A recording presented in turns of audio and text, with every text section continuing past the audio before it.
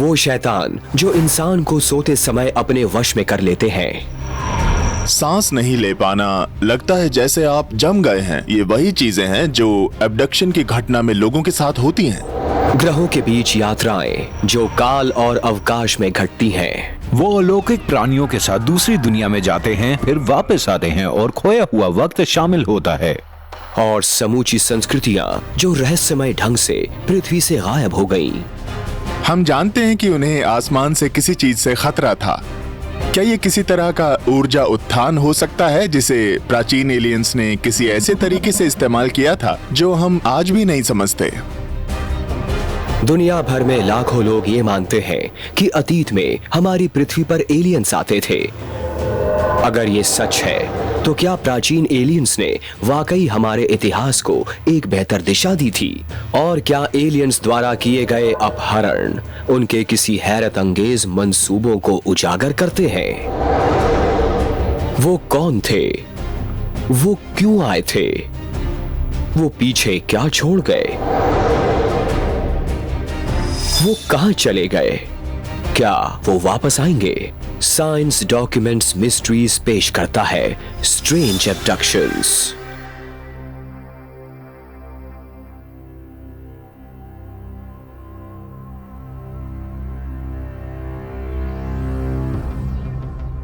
Central Arizona, the Apache Sitgreaves national forest, 5 नवंबर 1975, शाम के 6:30 बजे।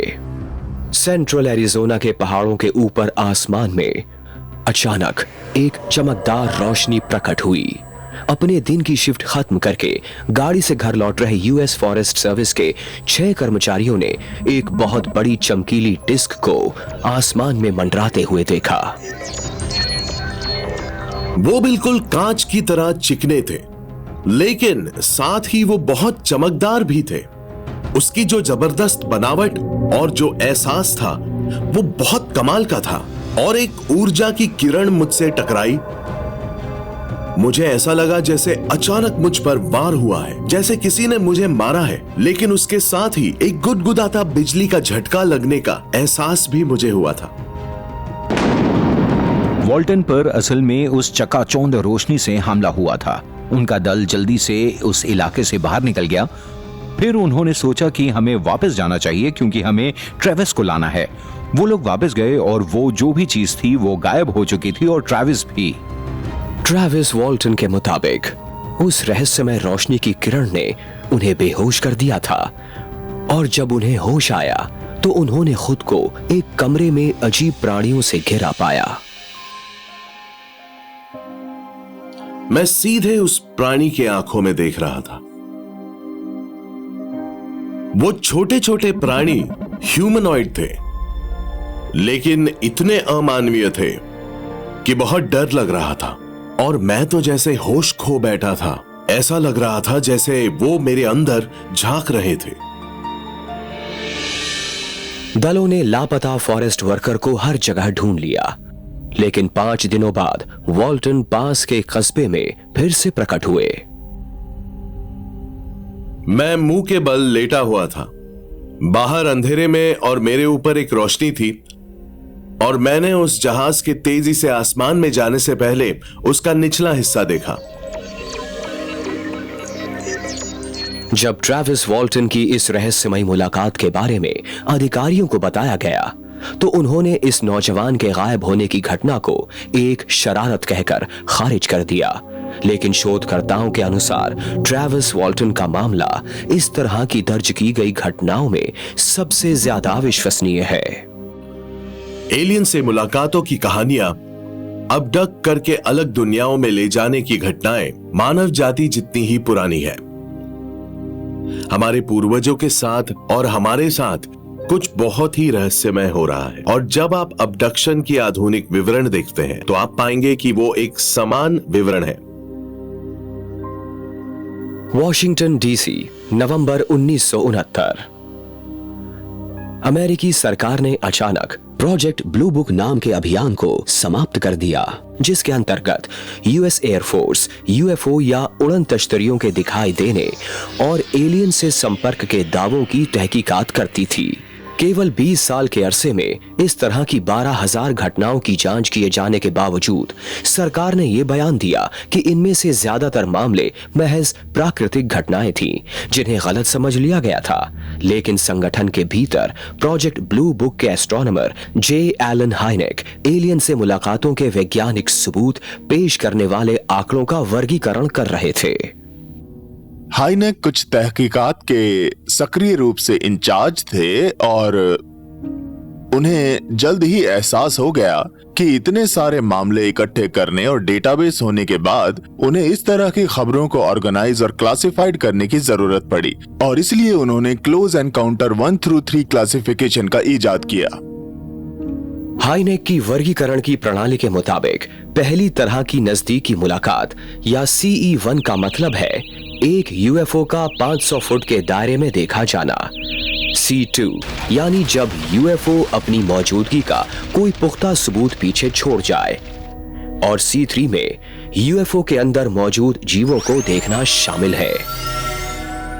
डॉक्टर जे एलन हाइनेक ने इन 3 लफ्जों का आविष्कार किया, जिन्होंने असल में यूएफओ से एक इंसान की दूरी और उसके अनुभव के स्वरूप का ब्यौरा दिया। लफ्जों की तरह इसीलिए बनाया गया ताकि हम इस बात को अच्छी तरह समझ सकें कि क्या किसी ने आसमान में दूर कहीं एक चीज देखी थी या फिर पास से जमीन पर एक यूएफओ को देखा था।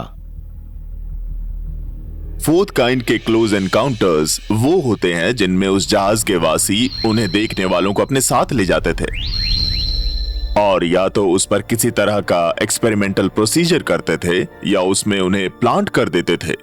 और 5th काइंड के क्लोज एनकाउंटर्स वो होते हैं जिनमें लोगों का जहाज के वासियों या परग्रहियों के साथ किसी तरह का टेलीपैथिक कम्युनिकेशन होता था। जब से ट्रेविस वॉल्टन की चौथी तरह की नजदीकी मुलाकात हुई है, जिसमें उन्हें एक विमान में ले जाया गया था, तब से एलियन से संपर्क के दावे बढ़ते जा रहे हैं। शायद सबसे खौफनाक उन अपहरणों के ब्यौरे हैं जिनमें पारस्परिक यौन क्रिया, यहाँ तक कि हाइब्रिड यानी वर्ण संकर इंसानों की रचना तक के दावे किए गए हैं। अपहरण की इन कहानियों में से कई वाकई बहुत डरावनी हैं। अबडक्टी पूरी तरह अपने शरीर के काबू में नहीं होता है या होती है, उसके साथ हर तरह की बहुत तकलीफदेह चीजें की जाती हैं जिसे वो काबू नहीं कर सकते या कर सकती, और वो इन एक्सपीरियंसेस से बहुत बदल जाते हैं जो उनके लिए बहुत नुकसानदेह होता है और बहुत तकलीफदेह होता है।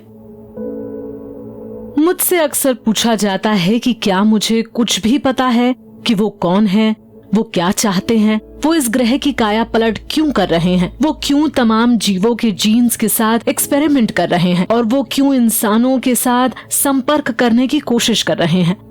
इस तरह की घटनाएं और हाइब्रिड ह्यूमंस का निर्माण जारी है जो इंसानी तर्क को और समझ को नकार रहा है। शोधकर्ताओं का दावा है कि एलियंस के द्वारा अपहरण हजारों सालों से होते आ रहे हैं। क्या ऐसी असाधारण घटनाएं प्राचीन दुनिया में दर्ज की गई होंगी? प्राचीन एस्ट्रोनॉट थियरिस्ट्स के मुताबिक इसके सबूत उन दस्तावेजों में मिल सकते हैं जिसे कई लोग जुडेयो क्रिश्चियन बाइबल के खोए हुए पन्ने मानते हैं। खिरबत, कुमरान, पैलेस्टीन।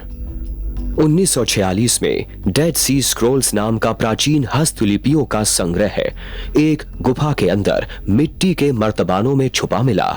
उन हस्तलिपियों में बुक ऑफ इनॉक नाम की किताब भी है, एक तथाकथित खोया हुआ बाइबल का अभिलेख जिसमें इनॉक नाम के एक यहूदी पैगंबर ने किसी दूसरी दुनिया के प्राणियों के साथ अपनी अजीबोगरीब मुलाकातों का विस्तार सहित वर्णन किया है। इनॉक हमें इंसान के रखवालों के बारे में बताते हैं जो नीचे आए थे। उन्होंने अंतरिक्ष यान लफ्ज का इस्तेमाल नहीं किया था, लेकिन ये कहा कि आसमान से पृथ्वी पर आए थे। सिर्फ वही एक ऐसे हैं जो अपने को लेकर बात करते हैं। मैंने किया, मैंने सोचा, मैं उड़ा, मेरा संपर्क हुआ था आसमान के तथाकथित रखवालों के साथ। इनॉक को हमारे पृथ्वी ग्रह से ईश्वर अग्नि रथ में ले गए थे। वो फरिश्ते नहीं थे, वो ईश्वर नहीं थे, वो हाड़ और मांस के परग्रही थे जो उन्हें ऊपर किसी तरह के वाहन में ले गए थे ताकि वो ब्रह्मांड की जानकारी को लिख सकें। हमारे पूर्वजों ने सोचा कि वो जो भी देख रहे थे उसका ताल्लुक जादू के साथ था, जबकि हकीकत ये थी कि इंसान वहां कुछ और नहीं बल्कि टेक्नोलॉजी ही देख रहे थे। क्या इनॉक की किताब वाकई अपहरण की एक असली घटना को बयान कर रही है? वो घटना जो हजारों साल पहले घटी थी? अगर हाँ, तो क्या बाइबल में इंसानों के साथ एलियंस की मुलाकात की और मिसालें भी हो सकती हैं? और क्या ये अजीबोगरीब मुलाकातें किसी दूसरे घातक एलियन मंसूबे को उजागर करती हैं? वो जिसमें हमारे बर्ताव को काबू करना और साइकिक अपहरण द्वारा दूसरे आयामों में ले जाना शामिल है।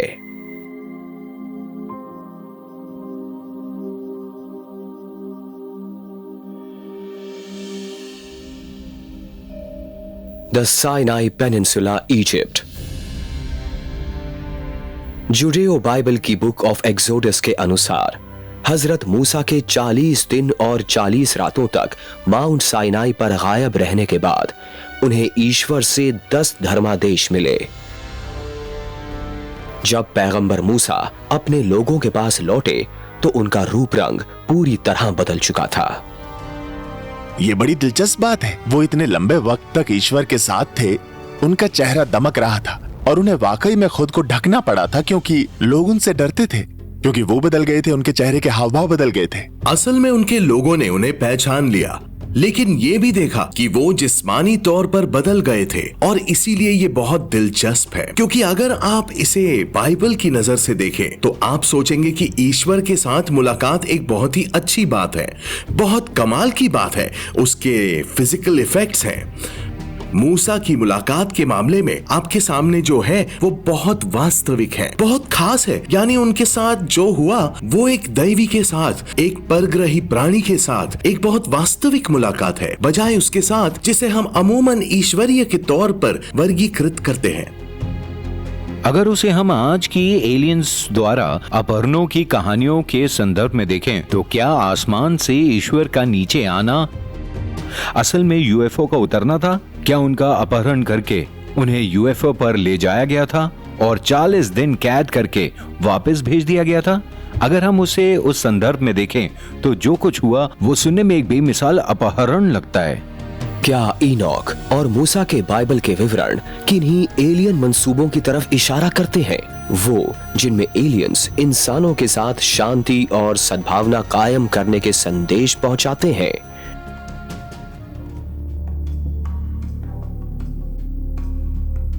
उत्तर पूर्वी सीरिया, खबूर नदी। यहूदी बाइबल के मुताबिक इसी जगह पर 6वीं सदी ईसा पूर्व में स्वर्ग से अलौकिक प्राणी उतरकर आए थे और उन्होंने एजिकील नाम के 30 वर्षीय यहूदी पादरी से संपर्क किया था। इजिकल चेबार नदी के पास थे और उन्होंने कहा कि एक जबरदस्त बवंडर उनकी तरफ आया। उन्होंने उस बवंडर को आग के अंदर लिपटी आग बताया था और उस आग में एम्बर का रंग निकला, जो कि एक यहूदी लफ्ज है जिसका मतलब है धातु की चमकदार छाया। मतलब कि वो धातु का था और वो घूम रहा था और उसके बाद वो ठीक उनके सामने उतरा, एकदम उनके सामने, और अचानक उस बवंडर में से 4 प्राणी निकले।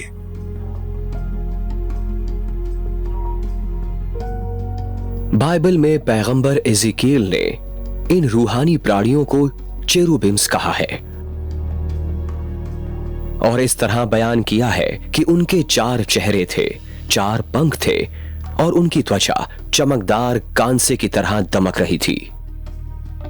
एजिकल कहते हैं कि उन्हें ऊपर आसमान में ले जाया गया और अलग अलग जगहों पर ले जाया गया जहां वो अलग अलग चीजें देख सकते थे और फिर उन्हें मनुष्य की कुछ बातें बताई गई जो आगे होने वाली थी। लेकिन असल में वो रहस्यमयी चीज क्या थी जो एजिकील के सामने उतरी और उन्हें ऊपर आसमान में ले गई? आखिर उसमें से निकले वो विचित्र प्राणी कौन थे जिन्होंने पैगंबर के साथ भविष्य की झलक को साझा किया? उन्होंने बताया कि वो इंसानों जैसे थे, लेकिन लगता है कि उनके अलग अलग चेहरों पर अलग अलग जानवरों के चेहरे थे। और कुछ लोगों ने मतलब निकाला कि शायद वो अंतरिक्ष पोशाक जैसे थे, मतलब जैसे हेलमेट, ऑक्सीजन मास्क, उस तरह की चीज।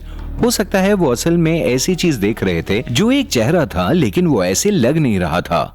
उन्होंने एक यूएफओ का बेहतरीन वर्णन किया है जो बाइबल में कहीं मिलता है, क्योंकि उन्होंने दरअसल कहा है कि वो चीज पहिए के अंदर पहिए जैसी लगती थी, जो कि एक तरह की उड़न तश्तरी का बेजोड़ वर्णन है। ये असल में उस शख्स का विवरण है जिसका अबडक्शन हुआ था, जिससे कुछ बातें बताई गई थी और फिर वो अपनी असली जगह लौट आया था। उसे हम आज एक अबडक्शन के विवरण के तौर पर बयान करेंगे। क्या ये मुमकिन है कि पैगंबर एजिकियल के अलौकिक प्राणियों से नजदीकी मुलाकात दरअसल कुछ और ही थी? ऐसी मुलाकात जिसमें ईश्वरीय प्राणी नहीं बल्कि किसी दूसरे ग्रह के प्राणी शामिल थे। अगर ऐसा है तो इससे हमें बाइबल में वर्णित ऐसी ही अन्य अजीब मुलाकातों के बारे में क्या पता चल सकता है? जोना की किताब में एक किरदार है जिसे ईश्वर ने एक अभियान करने के लिए बुलाया था, लेकिन वो उसे करना नहीं चाहता था। उसने अपनी किस्मत से दूर जाने की कोशिश की तो ईश्वर ने दखल दिया। उन्होंने तूफान भेज दिया, जहाजी डर गए और उन्होंने उसे पानी में फेंक दिया। पानी में उसे एक बड़ी मछली ने निगल लिया। वो उसके पेट में 3 दिन और 3 रातें रहा और आखिरकार मछली ने उसे किनारे पर मुंह से बाहर निकाल दिया। जोना और व्हेल की कहानी, जिसमें जोना को एक जबरदस्त बदलाव अनुभव हुआ था। मेरी राय में वो किसी तरह की पनडुब्बी या किसी तरह का जहाज था।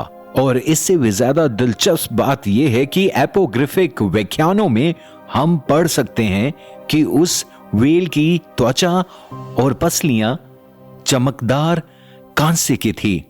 जोना ने जिसे बयान किया था वो असल में किसी तरह का एक मशीनी उपकरण था। उन्हें एक बड़ी मछली ने निकल लिया था और वो उस मछली के पेट में 3 दिनों तक रहे। ये बहुत मुमकिन नहीं लगता। और हम जानते हैं कि आधुनिक यूएफओस पानी में जाती हैं, साथ ही हवा में भी जाती हैं। लगता है वो जहां भी चाहें जा सकते हैं और इसीलिए ये ख्याल कि एक मछली के बजाय शायद एक यूएफओ ने जोना को निगल लिया था जायज लगता है। क्या ओल्ड टेस्टामेंट के एजिकियल और जोना की कहानियां असल में किन्हीं तकनीकी रूप से उन्नत जीवों के साथ परग्रही संपर्क का सबूत पेश करती हैं, जिनसे इंसानों को कोई खतरा नहीं था? और अगर ऐसा है तो हम इंसानों के साथ हुई ऐसी ही मुलाकातों का क्या मतलब निकालें, जिनका जिस्मानी तौर पर अपहरण करके दूसरे आयामों में ले जाया गया? प्राचीन एस्ट्रोनॉट थियरिस्ट मानते हैं कि इन सवालों के जवाब पैगंबर मोहम्मद की कहानी और एक ईश्वरीय प्राणी के साथ उनकी मुलाकात की सूक्ष्म जांच से मिल सकते हैं। 600 ईसा पूर्व, प्राचीन शहर मक्का। हदीस में ऐतिहासिक इस्लामिक विवरणों के मुताबिक आखिरी महान पैगंबर मोहम्मद को ईश्वर ने अरबी प्रायद्वीप के कबीलों को इस्लाम धर्म के तहत एक करने के लिए भेजा था। कहा जाता है कि इस्लाम धर्म बनाने से पहले मोहम्मद एक पहाड़ी गुफा में चले गए थे, जहां उन्हें ईश्वर से कई खुलासे प्राप्त हुए। मोहम्मद हर साल कुछ समय निकालकर पास के पहाड़ों की गुफा में प्रार्थना करने के लिए वापस चले जाते थे। ऐसी ही एक वापसी के दौरान फरिश्ते गैब्रियल उनके पास आए और उनके लिए एक भविष्यवाणी की और मोहम्मद के पूरे कार्यकाल के दौरान उनके गाइड रहे। फरिश्ते गैब्रियल वो है जो पुराने टेस्टामेंट में जाने जाते हैं। वो वहां प्रकट होते थे। उन्होंने एक ईसाई संदर्भ में ईशा और जॉन द बैप्टिस्ट के जन्म का ऐलान भी किया था। अब जब बात मोहम्मद की आती है तो हम देखते हैं कि ये फरिश्ता अचानक बहुत ज्यादा अहम हो जाता है। पौराणिक मुस्लिम गाथाओं के मुताबिक मोहम्मद ने गैब्रियल के साथ गहरा रिश्ता कायम कर लिया था। कहा जाता है कि मोहम्मद की एक वापसी के दौरान गैब्रियल ने पैगंबर मोहम्मद को समूची कुरान सौंपी थी। मोहम्मद के मामले में हम ये देखते हैं कि वो उनके साथ 23 साल तक रहे। गैब्रियल ने उन्हें कुरान बताई और इससे एक बार फिर हमें पता चलता है कि दुनिया में ऐसे ईश्वर के दूत हैं, एक वजूद है जो हमारे पास इंसानों के पास आते हैं और कहते हैं कि तुम्हें चुना गया है। अगर तुम हमारी बात मानने और हमारे साथ काम करने के लिए तैयार हो तो हम तुम्हें ईश्वर के बारे में जानकारी देंगे। अब इस फरिश्ते ने मोहम्मद से कहा, मैं तुम्हें अपने साथ ले जाऊंगा।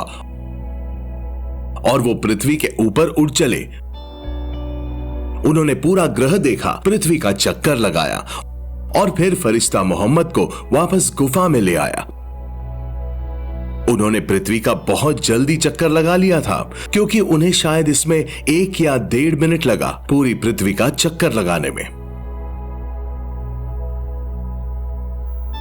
कुछ प्राचीन एस्ट्रोनॉट थ्योरिस्ट मानते हैं कि मोहम्मद को कई परग्रही अपहरणों में बार बार ले जाया गया और इस दौरान उन्हें कुछ खास जानकारी दी गई। क्या ये वाकई मुमकिन है? शोधकर्ता गैब्रियल और मोहम्मद के बीच एक खास बातचीत की तरफ इशारा करते हैं जब पैगंबर जेरूसलम की दिशा में मक्का के पवित्र शहर से चले। फरिश्ते गैब्रियल के एक जीव के साथ मोहम्मद के पास आए, एक पंख वाले घोड़े और बुराक के साथ, जो उन्हें कुछ दूर जेरूसलम तक उड़ा कर ले जा सकता था। उसे सबसे दूर की मस्जिद कहा जाता था और वहां उन्होंने कुछ वक्त के लिए मेडिटेशन किया और फिर वहां कुछ वक्त रुकने के बाद वो जन्नत चले गए। और वो जिससे मिल पाए वो थे पैगंबर इब्राहिम, मोसेस, जीसस और फिर वो यावे अल्लाह स्वयं ईश्वर से भी मिले और उनसे ज्ञान और प्रेरणा लेकर वो जन्नत से वापस जेरूसलम आए और जेरूसलम से वापस मक्का आए, अपनी आगे की तालीम देने के लिए पूरी तरह तैयार होकर। कहा जाता है कि मोहम्मद मक्का से जेरूसलम एक रात में जाते थे। ऐसा होना एकदम नामुमकिन है, ऐसा हो ही नहीं सकता। अब इसे कहानी के तौर पर लेने के बजाय अगर इसे हकीकत लेकर चले तो हमें असल में वो औजार और सफाई दे दी गई है कि ऐसा क्यों मुमकिन हुआ होगा। हमें बताया गया कि उन्होंने ऐसा फरिश्ते गैब्रियल की मदद से किया। क्या इस कहानी में एक असल अपहरण को बयान किया गया है जिसमें पैगंबर मोहम्मद को फरिश्ते गैब्रियल द्वारा जन्नत सहित किन्हीं दूसरे आयामों में ले जाया गया था? क्या ये घटना एक गलत व्याख्या से कहीं ज्यादा रहस्यमयी है?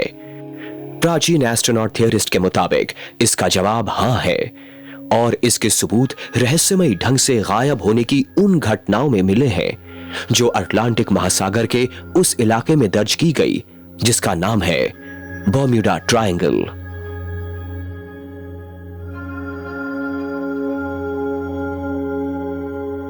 फोर्ट लॉडरडेल, फ्लोरिडा, 5 दिसंबर 1945। नौसेना के 5 एवेंजर बम वर्षक विमान एक नियंत्रित प्रशिक्षण अभियान पर पूर्व की तरफ उड़ रहे थे। तभी बरमूडा के ऊपर उनके साथ एक अजीब घटना घटी। उड़ान के लगभग 1.5 घंटे बाद squadron leader lieutenant Charles Taylor ने एक रेडियो ट्रांसमिशन भेजा कि उनके विमान के 2 कंपसेस ने काम करना बंद कर दिया है। सब पूरी तरह उलझन में आ गए थे कि वो कहां थे। वो ऐसे इलाके में भटक गए थे जहां उन्हें नहीं भटकना चाहिए था। अमेरिकी नौसेना विमान का पूरा स्क्वाड्रन अचानक गायब हो गया था। ये हकीकत कि ऐसे इस खास इलाके में हुआ था, इससे जाहिर तौर पर इस सिद्धांत को जन्म दिया कि क्या उनका अपहरण हो गया 3 था? घंटे बाद एक रेस्क्यू एयरक्राफ्ट TVY मरीनर 11 लोगों के दल के साथ बिना किसी नामो निशान के गायब हो गया और उसकी वजह से जो हुआ वो यूनाइटेड स्टेट्स नेवी के इतिहास में सबसे लंबा चलने वाला सर्च एंड रेस्क्यू ऑपरेशन बन गया। उन्हें ना कोई लाइफ जैकेट, ना विमान का कोई हिस्सा, कुछ नहीं मिला, कुछ भी नहीं। और आज तक हमें कुछ नहीं पता कि वहां क्या हुआ था। लेकिन फ्लाइट 19 उस बदनाम इलाके में होने वाली सैकड़ों दुर्घटनाओं में से सिर्फ एक हादसा है जहां अनेकों लोग शिकार हो चुके हैं। यह है बर्म्यूडा ट्रायंगल। प्राचीन एस्ट्रोनॉट थियरिस्ट के मुताबिक फ्लोरिडा, बर्म्यूडा और पोर्टो रिको के बीच लगभग 13 लाख वर्ग किलोमीटर में फैला ये इलाका ऐसी अनगिनत भौतिक तथा अभौतिक घटनाओं का केंद्र है जो आज तक एक अनसुलझा रहस्य है। यहाँ वो कौन कौन सी अनजानी शक्तियां सक्रिय हैं कि इस इलाके में दाखिल होने के बाद गायब हो जाने वाले पायलटों, नाविकों और जहाज के कप्तानों के बारे में फिर कभी कुछ पता ही नहीं चल पाया।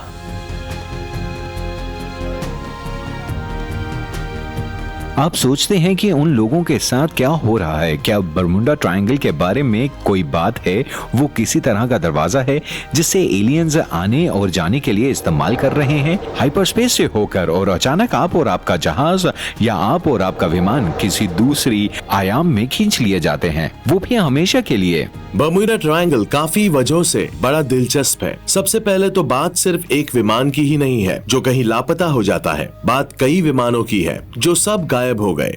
सवाल यह है कि वो सब के सब गए कहां? या ऐसा मामला नहीं है कि कभी कभार उनमें से एक विमान मिल गया? वाकई बरमुडा ट्रायंगल में जो कुछ लापता हुआ है उसे ना कभी देखा गया, ना उसके बारे में कभी सुना गया।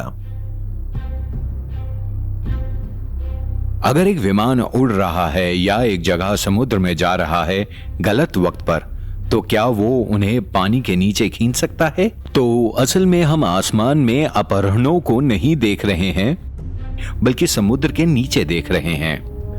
प्राचीन एस्ट्रोनॉट थियरिस्ट्स के अनुसार प्राचीन नगर एटलांटिस के गायब होने की घटना के सूत्र बरमुडा ट्रायंगल में हुए अपहरणों से जुड़े हो सकते हैं। प्राचीन गाथाओं के मुताबिक एटलांटिस द्वीप एक विशाल प्राचीन ताकत था जो 9600 ईसा पूर्व फला फूला। एटलांटिस की कहानी असल में प्राचीन काल के सबसे मशहूर रहस्यों में से एक है। उसके बारे में सबसे शुरुआती जरिया हमारे पास प्लेटो है, और वो शहर एक तरह का टेक्नोलॉजिकल मार्वल होने के लिए जाना जाता था।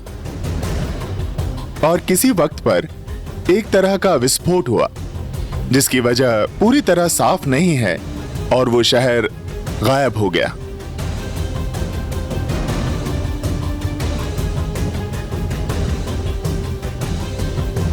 हमारे पास अटलांटिस का कोई पुरातात्विक अवशेष नहीं है, नहीं जानते कि वो सिर्फ पौराणिक कथा है या नहीं। तो ये मुमकिन है कि या तो शैतानी इरादों के चलते या गलती से वो बरमुडा इलाके में महासागर की गहराइयों में गुम हो गए, और इसलिए हमारे यहाँ पायलट्स के साथ हर तरह की इलेक्ट्रिकल गड़बड़ियां पेश आती हैं जब वो बरमुडा ट्रायंगल के ऊपर उड़ते हैं।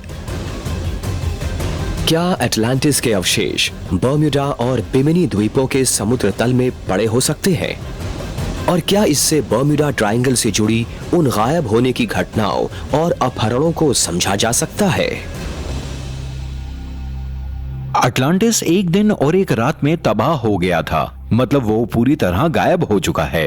क्या ये मुमकिन है कि उन सब का सामूहिक अपहरण हो गया, वो ग्रह छोड़ गया? क्या ये मुमकिन है कि पृथ्वी में कई छुपे हुए भंवर गायब होने से जुड़ी रहस्यमयी घटनाओं की वजह हो, और शायद वही एटलांटिस के खोए महाद्वीप को भी निगल गए हो? अगर हाँ, तो क्या इससे अन्य खोई हुई सभ्यताओं के हश्र को समझा जा सकता है? वो सभी साम्राज्य जिनके समूचे जन समुदाय और उन्नत टेक्नोलॉजीज भी रहस्यमयी ढंग से गायब हो गई। मेसा वेर्डे, कोलोराडो, सन 1888। रैंचर रिचर्ड वेथरेल को बहुत बड़ी तादाद में खड़ी चट्टान पर बने ढांचों के मूल अमेरिकी अवशेष मिले। ऐसा माना जाता है कि इन्हें पुएब्लो लोगों ने 12वीं सदी में बनाया था। वेथरेल ने नेवेहो नाम अनासाजी या प्राचीन लोग चुना, उस इलाके के भूतपूर्व निवासियों को बयान करने के लिए। अनासाजी बहुत रहस्यमयी लोग थे। शुरुआत में उन्होंने रिवर सिस्टम के पास ये खूबसूरत पुएब्लोस बनाए, लेकिन फिर किसी वजह से 11वीं सदी के आखिर में और 12वीं की शुरुआत में वो ऊंची जगह पर चले गए, जैसे वो बचाव के हालात बनाने की कोशिश कर रहे थे। और उन्होंने सबसे अत्याधुनिक शहर बनाए थे जो जमीन पर नहीं बने थे, ना ही घाटियों के ऊपर बने थे, बल्कि असल में चट्टानों की दीवारों में बने थे।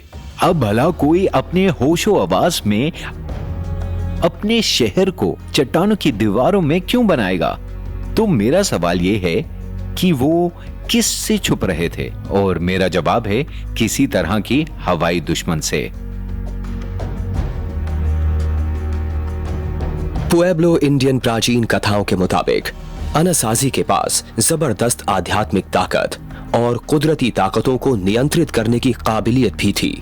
लेकिन कई लोग मानते हैं कि 1350 तक एक समय महान रहे ये लोग अचानक और रहस्यमय ढंग से गायब हो गए और एक फलती फूलती अनासाजी सभ्यता के अस्तित्व की पुष्टि करने के लिए यहाँ एक भी कब्र नहीं है।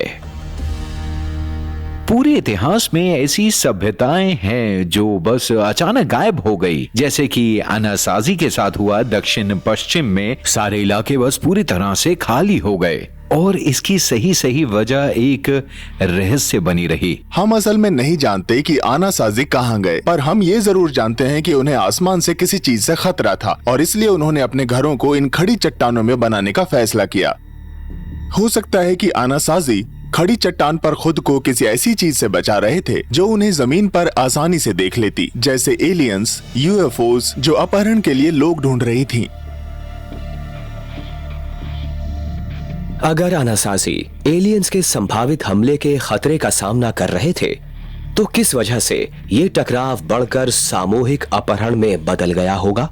प्राचीन एस्ट्रोनॉट थियरिस्ट्स के मुताबिक अमेरिका के दक्षिण पश्चिम की धरती में मौजूद बहुमूल्य खनिज इसका सुराग हो सकते हैं। शायद वाकई में हमारे ग्रह के संसाधनों के लिए एक जंग हुई होगी, सोने और दूसरे खनिजों को लेकर, और इन जंगों के दौरान शायद सामूहिक अपहरण हुए होंगे, जैसा कि दक्षिण पश्चिम में अनासाजी के। हम जानते हैं कि जिस इलाके में वो रहते थे वो धन संपन्न था, जहां सोना होता है। कहते हैं कि उस इलाके में अक्सर ईश्वरों की भी दिलचस्पी होती है। ऐसा हो सकता है कि वो दूसरी संस्कृतियों जैसे बन गए होंगे, जिसका खास ध्यान और झुकाव सोने पर था और इसलिए वो गायब हो गए। प्राचीन एस्ट्रोनॉट थियरिस्ट्स मानते हैं कि मानव इतिहास में सैकड़ों लोग, यहाँ तक कि की पूरी सभ्यताएं अनासाजी और एटलांटिस के लोगों की ही तरह एलियंस द्वारा किए गए सामूहिक अपहरणों की वजह से गायब हो गई। अगर ये सच है, तो क्या उन्हें शारीरिक रूप से तारों में उनकी उत्पत्ति के स्थान उनके घर बुला लिया गया था? शायद कुछ और सबूत हमें उन साइकिक अपहरणों में मिल सकते हैं जिनके तार कुछ लोगों के अनुसार किसी दूसरी दुनिया से जुड़े हैं।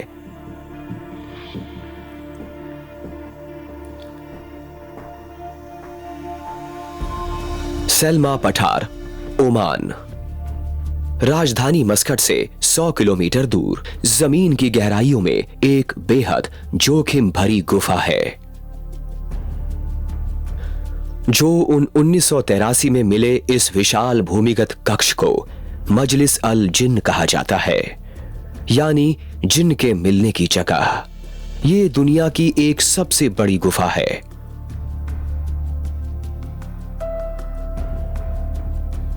जिन एक अरबिक फेरी जैसा होता है, अलादीन और उसके जिनी की तरह।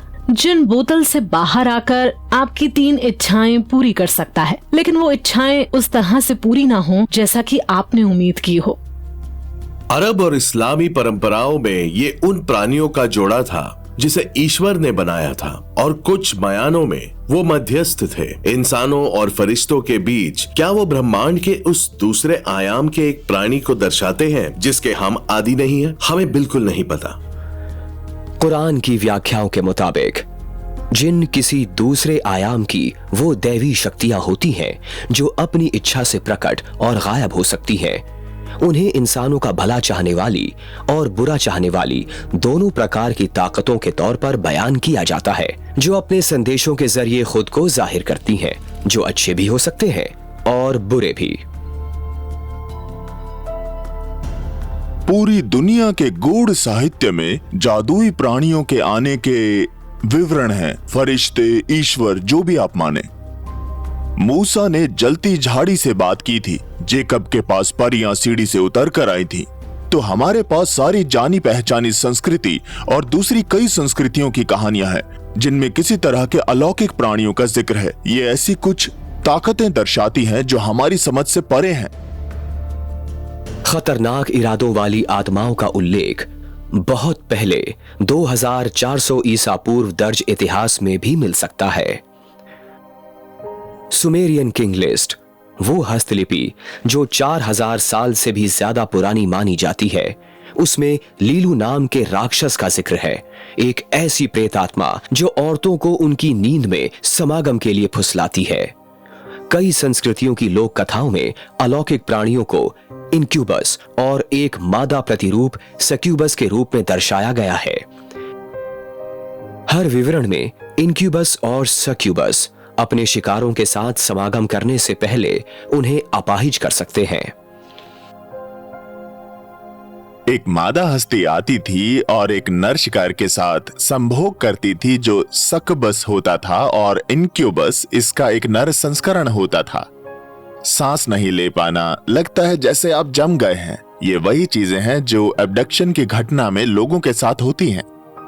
ये कहानियां असल में उस बारे में है कि कैसे दुष्ट हस्तियां इस तरह रात के वक्त सोए हुए लोगों के पास आती थी, और कहा जाता है कि वो इन प्राणियों के साथ यौन संबंध बनाती थी। समय समय पर वो उतरते थे और वो बस खूबसूरत लड़कियों को कैद कर लेते थे। कभी कभी खूबसूरत मर्दों को भी कैद करते थे और उन्हें ले जाते थे। कभी कभी इन परग्रहियों ने हमारे कुछ इंसानों के साथ संभोग किया था ताकि बच्चा हो सके, और बच्चे में परग्रही के खून का हिस्सा भी होता था। लेकिन क्या जिन, इनक्यूबस और सक्यूबस की पौराणिक कथाएं दरअसल राक्षसों की नहीं बल्कि एलियन आगंतुकों का वर्णन करती हैं? ऐसे प्राणी जिनमें समागम के लिए फुसलाने और शारीरिक रूप से इंसानों का अपहरण करने की क्षमता है। प्राचीन एस्ट्रोनॉट थियरिस्ट्स मानते हैं कि मानव इतिहास में असंख्य बार मनुष्य के अलौकिक जीवों से संपर्क को दर्ज किया गया है, जानबूझकर और अनजाने में दोनों तरह से। इंसानों को शुरू से ही इसी तरह के एक्सपीरियंसेस होते आ रहे हैं। कुछ लोग कथाकारों के मुताबिक मिसिंग टाइम का एक्सपीरियंस और गैर इंसानी ह्यूमनॉइड्स के साथ संपर्क होने का एक्सपीरियंस एक जैसा है। ये ऐतिहासिक रूप से एक जैसा है, चाहे लोग इसे परियों द्वारा ले जाए जाने की तरह बयां कर रहे हैं या यूएफओ एलियंस द्वारा ले जाए जाने के तौर पर बयां कर रहे हैं। मूल अमेरिकी लोक कथाओं के मुताबिक शामन्स कहलाने वाले कबीले के पुजारी टेलीपैथी द्वारा आत्माओं की दुनिया के साथ संपर्क कायम करके चेतना की सबसे ऊंची अवस्था तक पहुंच सकते हैं। पारंपरिक शेमन्स चेतना की बदली अवस्थाओं में पहुंच जाते हैं, और उनमें से कई मानते हैं कि अब वो आत्माओं से निपट रहे हैं। क्या ये असल में वो हो सकते हैं जिन्हें कुछ लोग कहते हैं स्टार बीइंग्स? ऐसे प्राणी जो रहे हैं दूसरे आयाम में, हकीकत के दूसरे स्तर में। ओझा के अनुभवों के कई विवरण हैं जिसमें ओझा अनोखे प्राणियों के संपर्क में आए मानसिक तौर पर तो कई मायनों में ओझाओं का ऐसे मानसिक तौर पर अपहरण हो जाता है और उनके पास एक तरह के खुलासे होते हैं। तो ये खुलासे कहां से आ रहे हैं? क्या ये मुमकिन है कि वो भी एक्स्ट्रा टेरेस्ट्रियल से आ रहे हैं? कुछ लोगों का मानना है कि समागम के लिए फुसलाना और टेलीपैथिक संदेश असल में अपहरण का ही एक रूप हो सकते हैं।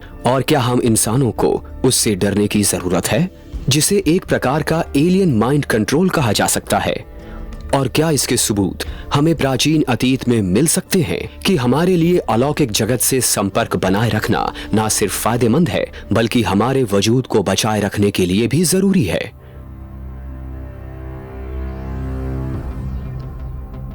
क्या ये अपहरण हमारी जानकारी से कहीं ज्यादा प्रचलित हैं?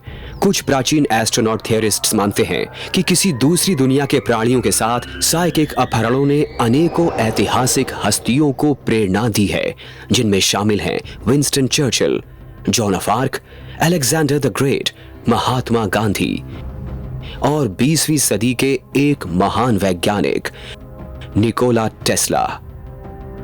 सन 1884 से लेकर 1943 में अपनी मृत्यु तक टेस्ला ने कई अभूतपूर्व वैज्ञानिक खोजें की, जिनमें शामिल थी ऑल्टरिंग करंट, रेडियो, एक्स-रेज और लेजर्स। सन 1901 में किसी पत्रिका के लेख में टेस्ला ने लिखा था कि उन्हें मंगल ग्रह के प्राणियों से टेलीपैथिक संदेश मिलते थे। इस टिप्पणी की बदौलत उन्हें मैड साइंटिस्ट यानी पागल वैज्ञानिक भी कहा जाने लगा था। निकोला टेस्ला हर तरह की बेहद वैकल्पिक शोध, विज्ञान, फिजिक्स वगैरह में शामिल थे। एक कहानी है कि जिसमें कि जब वो अपनी कोई शोध कर रहे थे तब उन्हें एक विचित्र संकेत मिल गए और वो संभावित रूप से किसी तरह की अमानुषिक हस्तियों के संपर्क में थे। निकोला टेस्ला का दावा था कि उनके काफी विचार और जानकारी उन्हें दूर संवेदी संदेशों से मिली थी जो उन्हें किसी तरह के परग्रही से मिल रहे थे और वो परग्रही उन्हें गाइड कर रहे थे और वो तो उस जानकारी के सिर्फ एक वाहक थे। क्या टेस्ला द्वारा किसी दूसरी दुनिया के प्राणियों के साथ टेलीपैथिक संपर्क होने के विवरण उन अपहरणों का सबूत हैं जो न सिर्फ जिस्मानी बल्कि मानसिक भी हो सकते हैं? क्या यह मुमकिन है कि एलियंस के कोई खुफिया मंसूबे हैं जिनके तहत इंसान को अनेकों आकाश गंगाओं के साथ मिलकर रहने के लिए तैयार करना शामिल हो सकता है? या जैसा कई लोगों का मानना है, शायद वो हमारे साथ समागम द्वारा पृथ्वी ग्रह को एक नई मिली जुली नस्ल से आबाद करना चाहते हैं।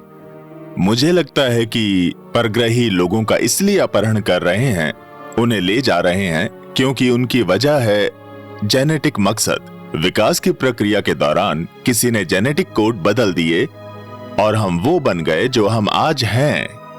और मैं मानता हूं कि ऐसा आज भी हो रहा है, चाहे इसकी वजह जिंदा रहने की जरूरत हो या हम एक बायोगात्मक पीटरी डिश हों या हम किसी तरह के पालतू जीव हों। मुझे नहीं पता, ये देखना बाकी रहेगा। लेकिन मुझे लगता है कि आपको वापस प्राचीन ऐतिहासिक दस्तावेजों को खंगालना पड़ेगा और वहां हमें सबूत मिल सकते हैं। प्राचीन एस्ट्रोनॉट थ्योरी ने कभी ये नहीं जताया कि परग्रही सिर्फ सुदूर अतीत में ही आए थे। असल में वो कभी गए ही नहीं थे।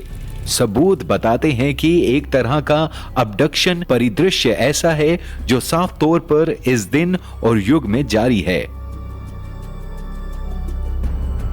क्या किसी तरह का हाइब्रिडाइजेशन या क्रॉस स्पीशीज संपर्क है? ध्यान में रखने वाली बात है दूसरी नस्लों के जीव विज्ञान में हमारी दिलचस्पी और हम क्या करते हैं। जाहिर है हमारे पास चिड़ियाघर है, हम जानवरों पर शोध करते हैं, हम उन्हें दवा की जांच के लिए इस्तेमाल करते हैं। उनका जीव विज्ञान हमारे जीव विज्ञान से कितना मिलता जुलता है और वो कितना उपयोगी हो सकता है। आपको अपने आप से पूछना पड़ेगा कि क्या कोई बड़ा एलियन एजेंडा तो नहीं है इन हजारों दर्ज अपहरण की एक्सप्लेनेशन के पीछे? यह तैयारी है भविष्य में होने वाली किसी घटना के लिए, और ये सारे अपहरण एक तरीका है मानव जाति को इस बड़ी घटना के लिए तैयार करने का। मेरे साथ जो हुआ उसे मैं दोबारा परिभाषित करने आया हूं। मामला सिर्फ उनके यहां आने तक सीमित नहीं है। मैं तो कहूंगा कि उनके यहां आने की कोई खास वजह है, और मुझे लगता है कि जिस घटना को अपहरण कहा गया है, असल में वो सही मायने में अपहरण नहीं है। मेरे ख्याल से कई मामलों में, कम से कम मेरे मामले में तो वो मदद करना चाहते थे। और अगर हमारा पाला एक या ज्यादा प्रतिभाओं से पड़ा है, शायद उनके अलग अलग प्लान्स हों, लेकिन शायद ऐसा कुछ जरूर है जो होमिनिड्स को इवॉल्व करने में साथ ही रहा है, और हम लेटेस्ट मॉडल्स हैं। क्या एलियन अपहरण की तमाम घटनाएं न सिर्फ हाल ही में बल्कि जो सुदूर अतीत में घटी थी, असल में किन्हीं एलियन मंसूबों के सबूत पेश करती हैं? एक योजना जिसके तहत वो न सिर्फ हमारे साथ संपर्क कायम करें बल्कि हम इंसान हर प्रकार का संपर्क केवल उनके जरिए ही करें। अगर ऐसा है तो संदेश क्या है? क्या हमें एक नए उज्जवल भविष्य के लिए तैयार किया जा रहा है? और क्या अपहरण कहलाने वाली ये घटनाएं दरअसल अतीत के साथ एक पुनर्मिलन हो सकती हैं? एक हकीकत तो जाहिर है, और ये बहुत से लोग मानते हैं कि हमसे संपर्क किया जा रहा है और मानव जाति का सुनहरा भविष्य हमारी उम्मीद से कहीं ज्यादा करीब हो सकता है।